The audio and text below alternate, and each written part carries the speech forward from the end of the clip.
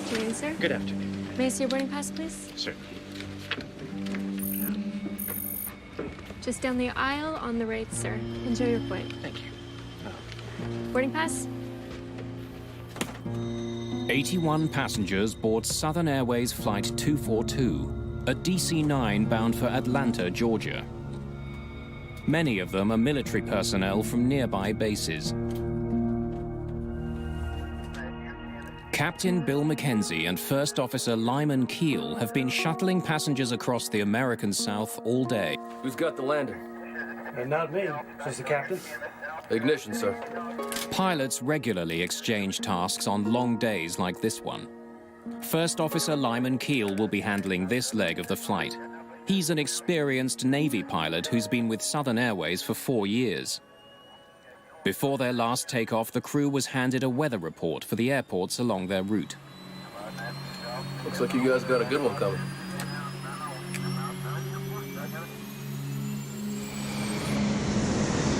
The DC-9 was introduced in 1965 to fly frequent short flights. Both of its engines are mounted to the rear fuselage rather than the wings. It was designed for takeoff on shorter runways. We had a 13 landing day, which was a lot of small stops, about 20 or 30-minute legs in between, and it was sort of the tour of the South. Skies have been smooth all afternoon, but the weather's worsening. The flight crew is prepared for turbulence. It was raining in Huntsville, and they said, it's going to be some bad weather, don't serve. So we did not serve from Huntsville to Atlanta, which is a very short route, and we were delighted not to be serving.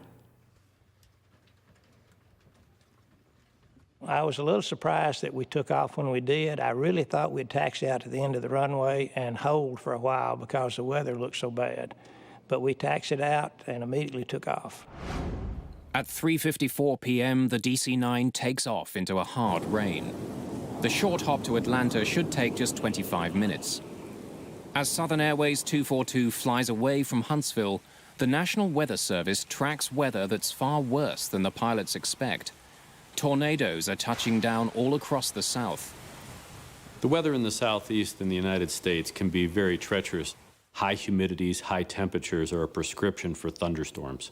And so with all of that kind of moisture in the air and the high convective heating, you're going to have very large thunderstorms that are associated with heavy rains, hail, icing conditions, and extreme winds. And of course, tornadoes that will be spawned from that kind of action. Huntsville Air Traffic Control has some concerns about the gathering storm. Southern Airways 242, I'm painting a line of weather which appears to be moderate to possibly heavy precipitation, starting about 5 miles ahead. Okay, we're in the rain right now. It doesn't look much heavier than what we're in right now, does it? It's not a solid mass, but it appears to be a little bit heavier than what you're in right now. In 1977, most airliners are equipped with the Bendix weather radar. Pilots are trained to avoid regions that appear bright. Where there's light, there's bad weather. I can't read that. This looks like rain, Bill. What do you think? There's a hole. There's a hole right there. That's all I see. The pilots spot a dark area on their radar, a passageway through the storm. They plan to navigate between towering thunderheads over 14,000 meters. Coming over, we had pretty good radar. I believe right straight ahead. There. The next few miles is probably the best way we can go. But as they head towards the storm system, they get an ominous report from Memphis Air Traffic Control. Attention, all aircraft. SIGMET. Tennessee, Southern Louisiana, Mississippi. SIGMET is short for Significant Meteorological Information. A warning to pilots that dangerous weather is in the region. Here we go. Hold 'em, cowboy. Pilots don't want to be within 50 miles of a lot of those types of thunderstorms for the very reason that the airplane may not be able to handle it, and or the pilots may not be able to control the airplane flying into that kind of activity. McKenzie and Keel take a harder look at their weather radar. It looks heavy. Nothing's going through that. Mysteriously, the gap the pilots thought they'd spotted no longer seems to exist. That's a hole, isn't it? It's not showing a hole, is it?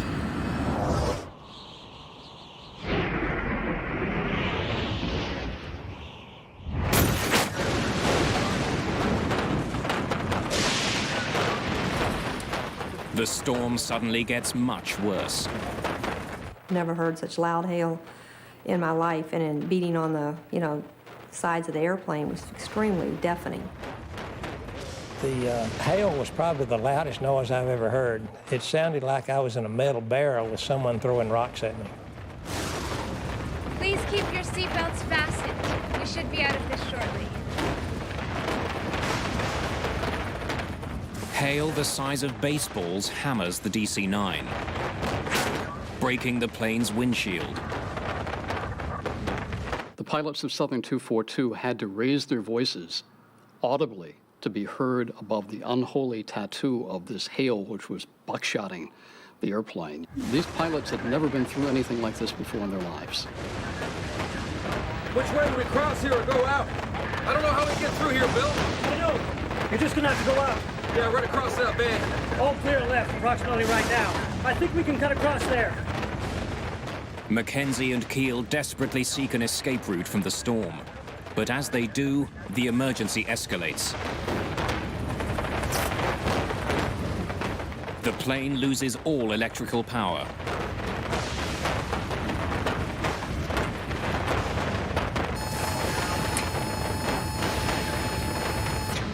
Without power, Keel must keep the aircraft level without an artificial horizon. Now the pilots are left to look back out the window and try and orient the airplane with the horizon. But surrounded by thick cloud, a horizon is difficult to find. It's almost impossible for Lyman Keel to get his bearings. Southern 242, what's your speed? Atlanta Air Traffic Control tries to make contact with Southern Airways. They receive no response. Southern 242, Atlanta, what's your speed? After I realized that we had a disaster in progress, or something was wrong, I got up and started briefing my passengers. The flight attendants were very quick in giving us emergency landing instructions. There was not very much time for anyone to start panicking.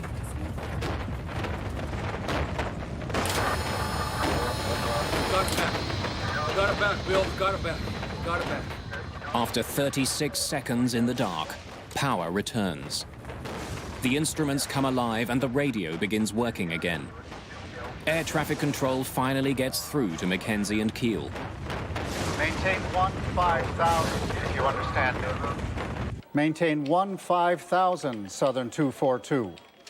Southern Airways Flight 242 has been instructed to fly at 4,600 meters. But the plane has fallen to almost 4,200 meters.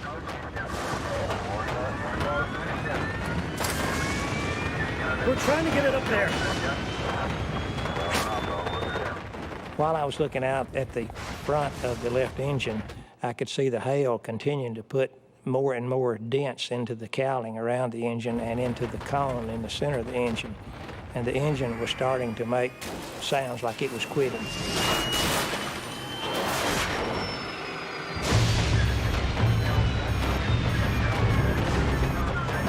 Okay, 242, we just got our windshield busted. We'll try to get it back up to 15. We're at 14. Southern 242, say you're at 14 now? Left engine won't spool. Our left engine just cut out. You say you lost an engine and busted a windshield? Yes, sir. My God. The other engine's going too. Got the other engine going too. Southern 242, say again. Stand by.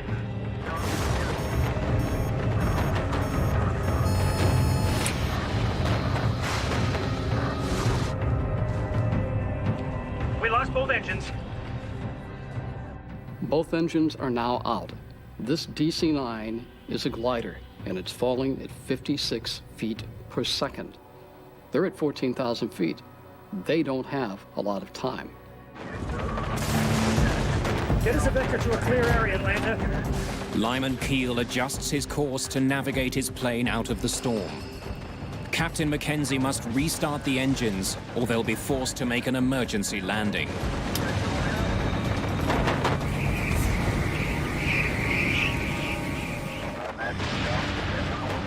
Without engines, Southern Airways Flight 242 is plummeting from the sky. There's also another dire consequence of the engine failure. Normally, the engines generate electricity for the instruments, radios, and hydraulics. When the engines quit, all of these systems fail. APU deployed. The APU, the Auxiliary Power Unit, is a backup power generator. It will provide electricity to the plane, but it will take more than 2 minutes for it to power up. Once they had finished their instructions and there was simply a waiting period before we landed, we turned to each other and said that we would all get through this together, and we held hands for a moment. When the second engine quit, I wasn't aware of what was going on around me. I was so focused on trying to figure out a way to save myself. I knew that sometimes the tail breaks off in an accident, and I felt the further back I could get, the better. There we go. After 2 minutes without systems, the Auxiliary Power Unit finally kicks in. The pilots may not have engines, but at least they now have power. We lost both engines. How about getting Rebecca to the nearest place? Captain Mackenzie needs directions to an airport. The flight can only stay airborne for another 6 minutes. Dorbins Air Force Base is 32 kilometers away. It has a runway that's long enough for a DC-9. It also has full emergency services. Southern 242, roger. Turn right heading 100. Will be vectors for a straight-in approach to Dobbins. Runway 11. It's Dobbins weather, Bill. How far is it? How far is it? Lyman Keel knows Dorbins Air Force Base intimately. He trained there, and it's now his home base as a Navy Reserve pilot. He's landed there frequently. Declare an emergency, Bill. Right now, Keel's familiarity with Dorbins is the only advantage this crew has. Less than 16 kilometers away lies the town of New Hope, Georgia. Sadie Hurst sees no signs of an advancing storm. It was an absolutely beautiful day. The children were playing outside. They were riding their bicycles up and down the driveway.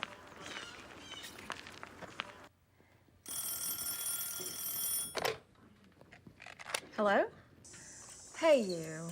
My husband worked in Atlanta, and he kept his radio on the Huntsville radio station. And he called me, and he said, honey, we've got some bad weather coming in. He said, you need to get the kids in.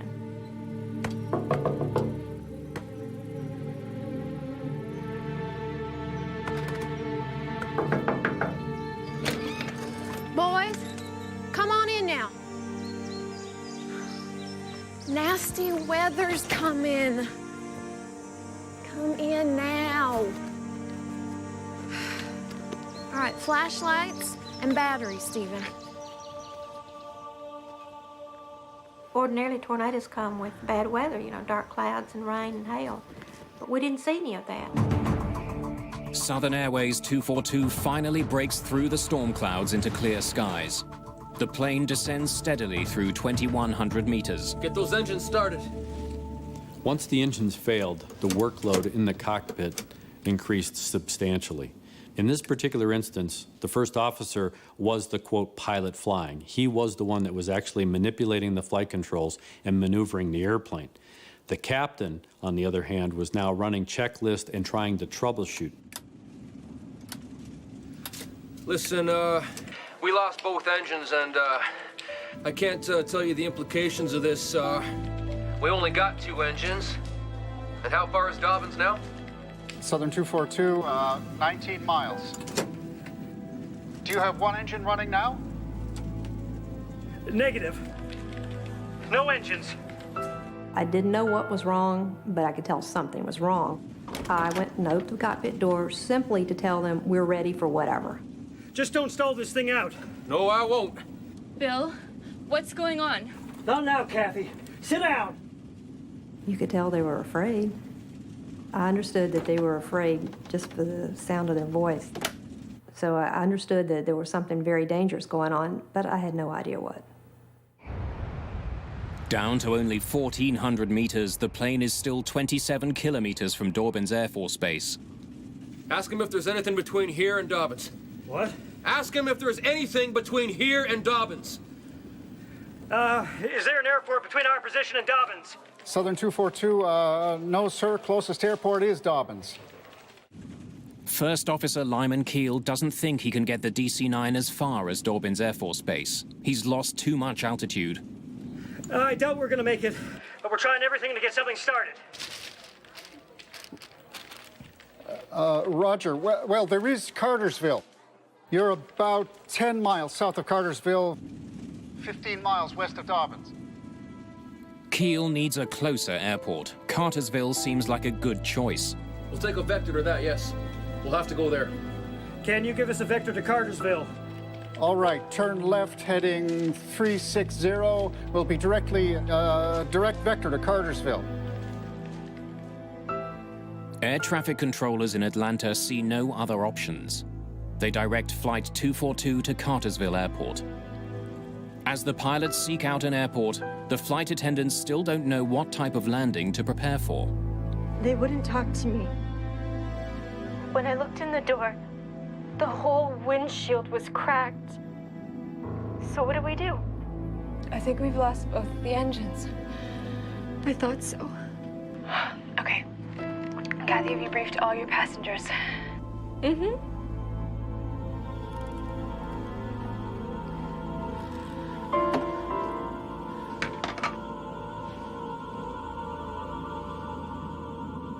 I realized I was in an emergency situation and I felt like I was going to die, but I decided I would do everything I could to try to help my chances. I had previously collected some blankets and pillows and had gotten my leather jacket off the overhead rack. And I arranged those to make a nest as much as I could for myself. With tornadoes in the forecast, the community of New Hope is braced for a different type of danger. After a couple hours of playing outside, my mother called us in to come in because there was bad weather coming our way.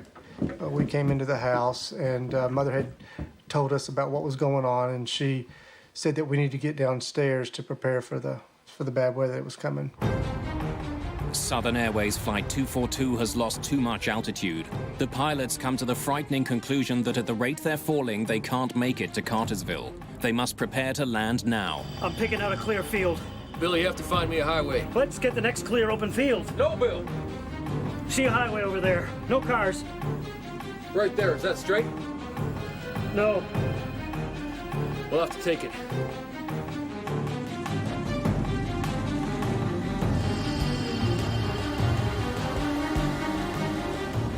Lyman Keel decides to bring the plane down onto a rural highway, Georgia State Highway 92. Captain Bill McKenzie radios Atlanta Air Traffic Control with the bad news. We're putting it on the highway. We're down to nothing. The clock runs out on Southern Airways 242. Sweet Jesus. With no engines, First Officer Lyman Keel lines up the aircraft for an emergency landing on the highway that runs through New Hope, Georgia. In the last minute, we did a steep left bank in which we were able to see the pine trees that were very close to the aircraft. Flaps. They're down to 50. Oh, God, Bill. I hope we can do it. Without training on how to land a DC-9 with no engines, First Officer Lyman Keel's attempt is entirely improvised.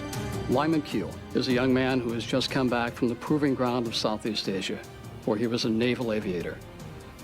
He learned the niceties of landing on a rolling, pitching aircraft carrier in the South China Sea in the middle of the night. What he was confronted with right now was even a greater test, the greatest test he had ever confronted in his life as an airman. I'm gonna land right over that guy. There's a car ahead. I got it. I got it now. I got it.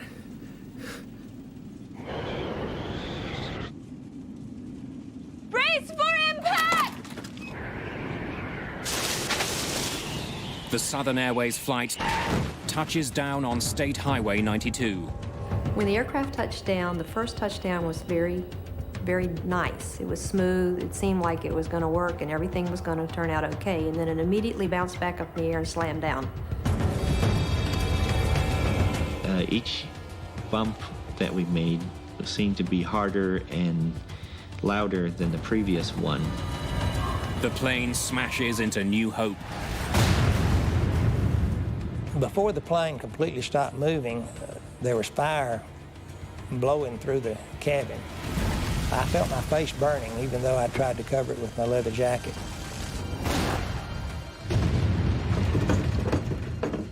We heard this tremendous noise. Large sections of Southern Airways 242 litter the entire length of New Hope.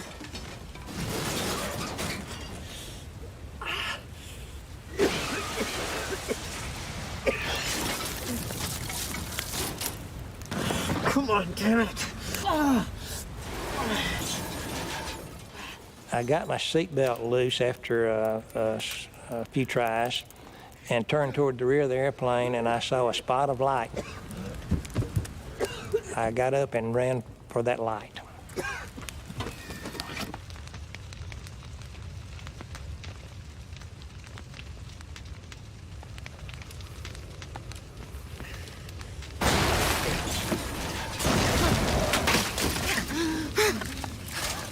I could not believe I was alive.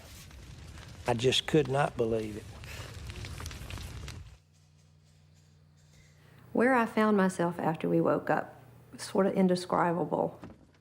I was sitting by the front entry door. We have a coat closet that was adjacent to it and the back wall that the jump seat's strapped to.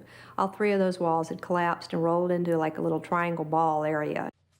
And there was just enough room for me inside. And I could see a crack of light, and I thought, I'm going through that crack of light, come hell or high water. In the very next instant, as if I had just blinked my eyes, instead of seeing the carpet between my feet, I suddenly was looking at blue sky above me. I realized I was lying flat on my back in the dirt. Everything to the left of me was flaming wreckage. I didn't even recognize it as being the plane that I had just been thrown out of. I thought it was maybe a house that we had hit. Stewardess Sandy Pearl also escapes safely. She's able to help others.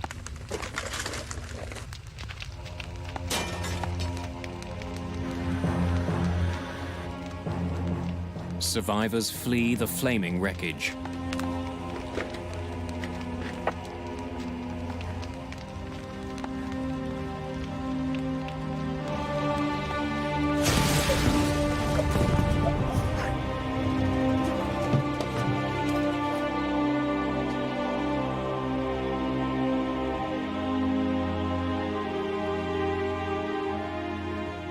When I got to the top of the basement steps to close the door, I saw a red reflection like fire in the door.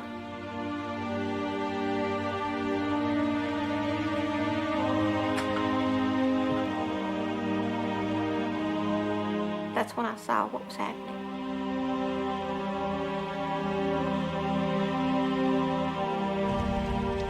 I saw smoke and fire.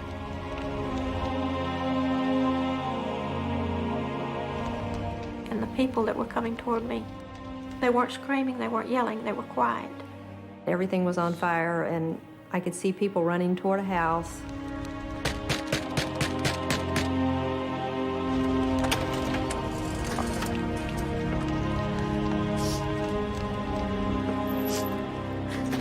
I need to use your phone.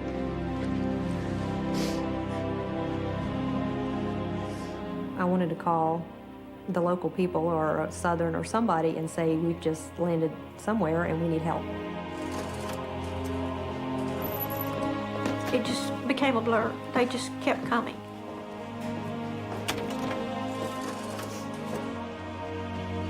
You help her.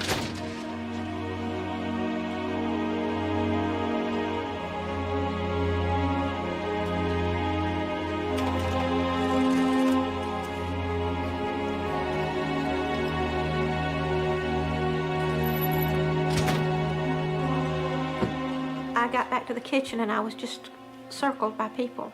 They knew they were in a house, and I guess they felt safe, and they needed somebody to help them.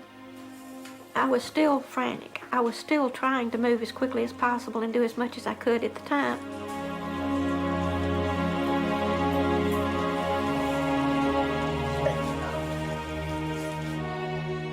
And I'll remember to the day I died just staring there at the trees burning and pine trees burning and pieces of aircraft. It was so unreal. I've never seen anything like it and never want to see anything like that again.